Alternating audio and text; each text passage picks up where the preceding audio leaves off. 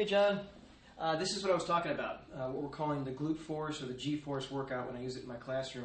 Now what it is, it's two different bands. This would be the more beginning one that I use for the group exercise classes. This is the one that I'll use with private one-on-ones that are strong enough, but this is usually the band you go with because it's about half the thickness.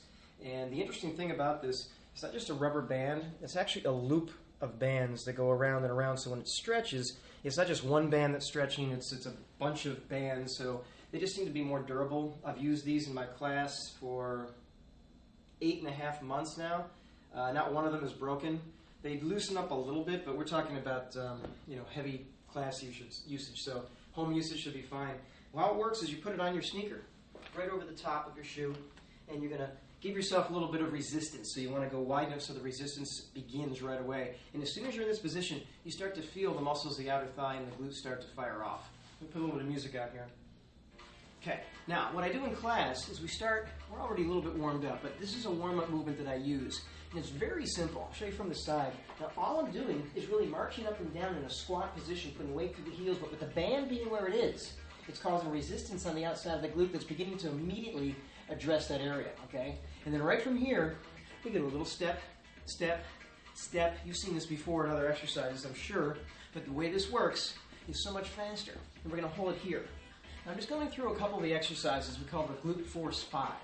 Now these are 5 movements that work the hips, the gluteus maximus, minimus, and medius, all throughout the motions. And the whole time you're getting a cardiovascular benefit as well, and your core is working to stabilize that body. So you got 4 more of these, 3, 2, and 1. Now I'm going to get the outer hip a little bit more by lifting directly out to the side. Now if I want to incorporate more of the core, bring the hands above the body. Squeeze the abs at the same time. There's no way you can not utilize most of the core where you're doing this. You got 4, 3, 2, and 1. Now automatically, I already feel it. I'm in really good shape, so I can feel it. You don't have to be in good shape to feel it. You get it right away. Now to work the front of the thighs and the hips, you press down and lift up at the same time. Pressing down through the foot that's on the floor and pulling up on that opposite foot. From the side as I do this, I'm working here, so I'm stabilizing the front of the hip. A lot of the exercises you see out there only focus on the back and this part of the hip. This one simply addresses the front without having to change any foot position. And right from there, we get down into the push, and the push. This gets deep into the glute. All the time you're doing this, you're focusing on that front foot, and that front foot makes that front glute also work as hard. We got 4 more. 4, 3, 2, and then standing up tall, you lift up for even a deeper upper glute, top, medial, and gluteus maximus feeling. You got 1 more set here, 4.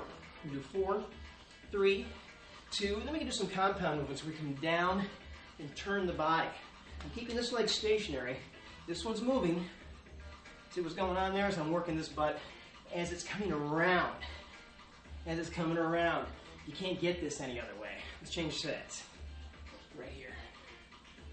Good. So what I've got is a bunch of workouts. 2 minutes, 5 minutes, 10 minutes, 15-minute workouts. They can be very quick, they're very effective, and can be done anywhere. Little bounce, little bounce. And this one, you can add a little bit of difficulty by getting wider and back to normal. Wider and back to normal.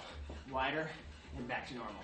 There are a number of more exercises you can do actually on the ground as well. The standing ones are the fastest, the most effective. You can do them while you're at the dinner, at the dinner table, while you're preparing dinner in the kitchen. Then you get it done right before your meal, and then you get that meal in your body, and you're actually going to digest the food much better.